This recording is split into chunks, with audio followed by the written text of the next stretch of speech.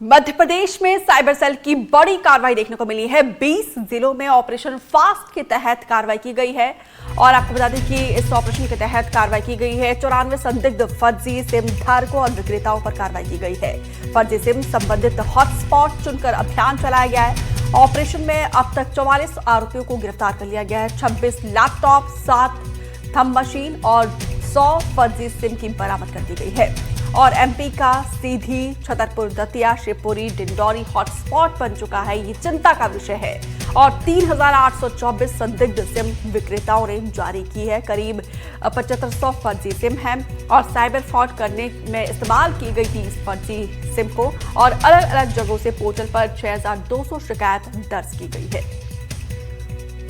तो यहाँ पर देखिए ये साइबर सेल का ये बड़ा एक्शन, बड़ी कार्रवाई, लेकिन अब देखिए ये जाल बिछ चुका है जो कि चिंता का विषय है।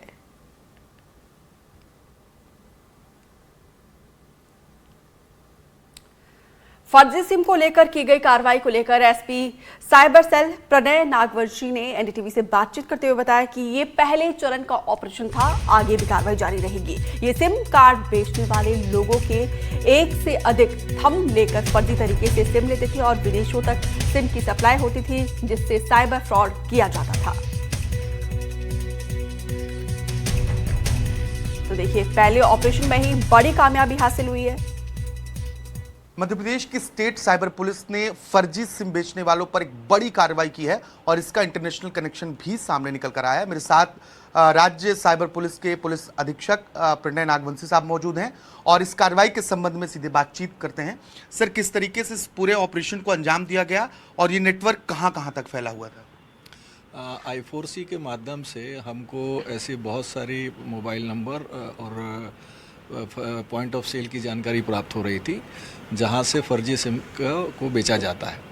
इस पर उस डेटा को हमने एनालाइज किया, उसको फिर हमने सेग्रीगेट किया। लगभग हमारे जितने भी हमने 20 जिले चिन्हित किए जहां पर सबसे अधिक मात्रा में भी फर्स्ट फेज़ में हमको फर्जी सिम बिकती हुई मिल रही थी।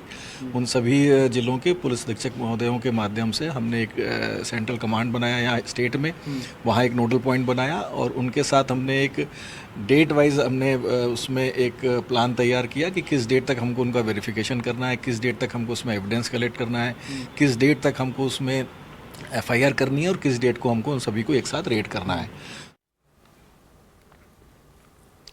मध्य प्रदेश की सिम कार्ड माफियाओं पर सबसे बड़ी कार्रवाई की गई है। जिन 5 जिलों में सबसे ज्यादा माफिया एक्टिव है उनमें से एक शिवपुरी भी है। शिवपुरी से हमारी टीम ने सिम कार्ड एजेंट से बातचीत की है और एक सिम कार्ड एजेंट ने बताया कि आखिर कैसे साइबर माफिया आसानी से सिम जो है फर्जी सिम कार्ड एक्टिवेट करते हैं। ये जो फर्जी सिम कार्ड निकाल लेते हैं एजेंट, जैसे मैं आपके पास सिम कार्ड लेने आया, मैंने अपनी केवाईसी की और केवाईसी के दौरान मुझे कहीं ना कहीं गफलत में डाल के वो नाम से दूसरी सिम भी जनरेट कर लेते हैं। तो ये कैसे अंजाम दिया जाता है? जी सर, ऐसे अंजाम दिया जाता है। ऐसे कस्टमर कोई सिम लेने आया, उसका आधार कार्ड लिया, आधार कार्ड से उसको जो सिम ले रहा हो जेनुअल सिम तो दे दी। फिर अगर कोई वैसा कस्टमर देख लेते हैं सीधा साधा गाँव का भोला वाला, तो उसका आधार कार्ड कंटिन्यू अपने पास रखे रहते हैं। फिर उसको एक सिम देके दूसरी सिम चालू कर देते हैं, उससे दोबारा फ़ोटो खींच लेते हैं, दोबारा फिंगर लगा लेते हैं। इससे मतलब डबल फ़ोटो खींच लिया तो मान लो दूसरी सिम चालू हुई हो। हर बार मतलब दो बार आप कर लेते हैं? हाँ, वैसे एक सिम से एक, अगर कोई मतलब एयरटेल आइडिया कोई भी सिम ले रहा हो तो एक आधार से एक ही सिम चालू होती है। अगर अदर कंपनी में करना चाहे तो अदर कंपनी में हो जाती है सेम डे में। तो सेम डे में आप दूसरी कंपनी में भी उसका फिंगरप्रिंट ले लेते हैं? बिल्कुल चालू हो जाती है अगर एजेंट करना चाहे तो। आपने मतलब कई एजेंटों को देखा होगा, कुछ लोग एजेंट करते हैं ऐसे? करते हैं, करने वाले करते हैं सर। हाँ। करने वाले करते हैं, जिनको ज़रूरत होती है सिमों की, बेचना होता है एक्स्ट्रा मुनाफे में, करते हैं करने वाले। तो इसके एवज में कितना पैसा लेते हैं वो लोग? जैसा डील हो जाए, 1000, 500, 1500 रुपए तक में सिम बेच देते हैं। तो ना कुछ लालच के चक्कर में, लालच के लिए। बिल्कुल सर। मतलब ये काम बहुत आसान है, बहुत आसान है, आसानी से कर सकता है अगर एजेंट चाहे तो। सब उसी के हाथ में रहता है, आराम से। अभी रिसेंटली जैसा अभी न्यूज़पेपर में देखा होगा आपने, मैंने पूरे मध्य प्रदेश में एक ऑपरेशन चलाया गया, ऑपरेशन फास्ट जिसे बोला नाम दिया गया। इसमें हमें I4C Indian cyber crime coordination centre जो है दिल्ली का, वहाँ से हमें डेटा मिला है, तो उन नंबरों को सबको डिटेक्ट किया गया, तो वो उनके पीओएस एजेंट निकल के आए। उन एजेंटों की डिटेल हमें प्राप्त हुई, उन पर जब कार्रवाई की गई थानेवार, तो सिम विक्रेताओं से पता किया गया कि ये सिम उनके नाम पे हैं। तो जब पता चला कि नहीं, ये सिम उनके नाम पे नाम ओके कि फ़र्जी तरीके से ये सिमें बेची गई हैं। और इस पर ज्यादा जानकारी के साथ हमारे दो सहयोगी अलग अलग जगहों से जुड़ रहे हैं। भोपाल से आकाश द्विवेदी और शिवपुरी से अतुल गौड़। सबसे पहले आकाश, आपके पास आते हुए, ऑपरेशन फास्ट तो चला दिया गया, पता भी चला कि कहां कहां पर ये हॉटस्पॉट हमारे बन चुके हैं, लेकिन अगर पहले ही चला दिया होता तो अब तक कम से कम ये हॉटस्पॉट नहीं बना होता। अब इसको जड़ से उखाड़ कर फेंकने के लिए कितनी बड़ी चुनौती है?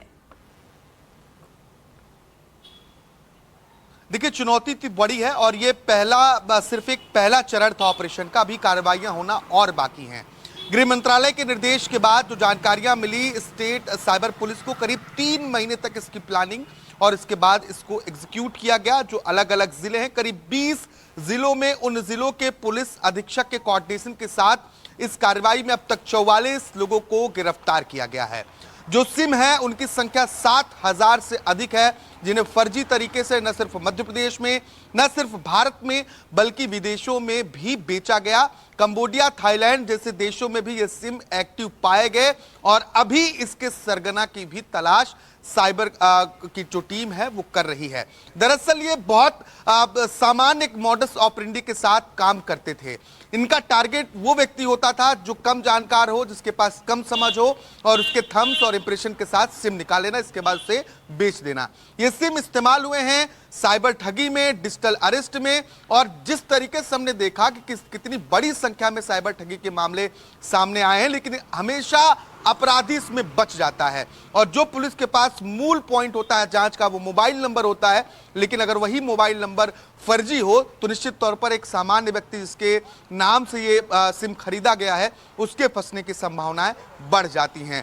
ऐसे में पुलिस की टीम ये अपील भी कर रही है कि आप केंद्र सरकार के गृह मंत्रालय के उस पोर्टल पर जाएं जहां से आपके नाम पर कितना मोबाइल नंबर लिया गया उसे चेक करें। अगर आपके द्वारा वो नंबर नहीं लिया गया तो उसके ऊपर शिकायत भी करें, ताकि आपके नंबर का गलत इस्तेमाल ना हो सके।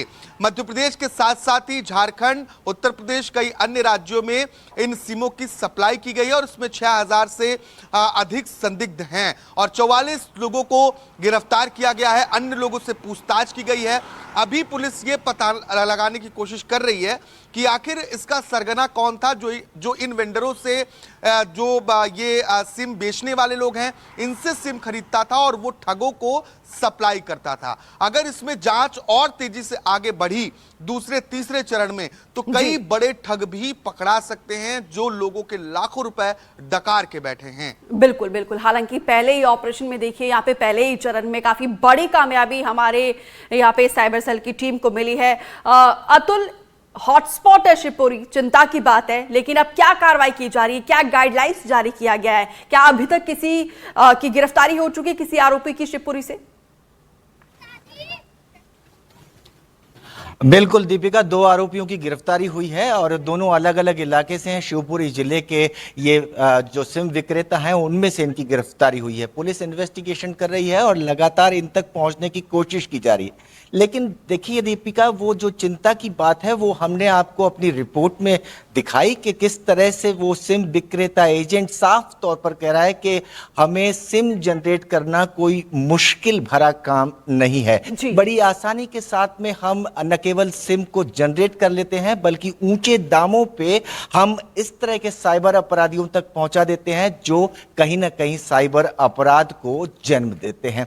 अगर हम संचार साथी पोर्टल की बात करें तो यकीनन जो हमारा संचार मंत्रालय है उसके जरिए से ये शुरू किया गया है और जहां आप जाकर के लॉगिन करते हैं तो निश्चित तौर पर आपको आपके द्वारा चलाई जा रही सारी सिमें दिखाई देती हैं। अगर आपको लगता है कि ये सिम आप यूज नहीं कर रहे हैं और ये गलत तरीके से डेवलप हुई है तो आप उस पर क्लिक करके उसे एक्टिवेट कर सकते हैं। लेकिन ये जानकारी लोगों तक पहुंचना ये बड़ी मुश्किल वाली बात है और यही पुलिस कोशिश कर रही है कि कैसे ना कैसे लोग जागरूक हों और इस मामले में सतर्क और सावधान हों।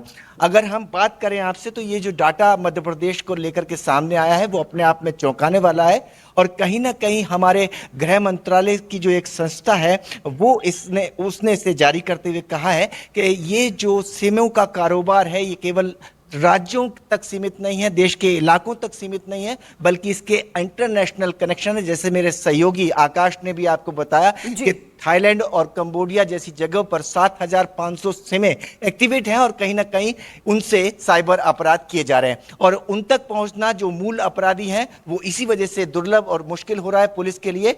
और यही वजह है कि निर्दोष और जो सामान्य नागरिक हैं वो इस मामले में फंसते हैं। जी दीपिका। बिल्कुल बिल्कुल, ये सुरक्षा का भी एक बड़ा मुद्दा है, आपकी हमारी तमाम लोगों की, और राष्ट्रीय सुरक्षा का भी। ऐसे में जागरूक होना बेहद जरूरी है। फिलहाल आप दोनों का बहुत बहुत शुक्रिया विस्तार से जानकारी देने के लिए।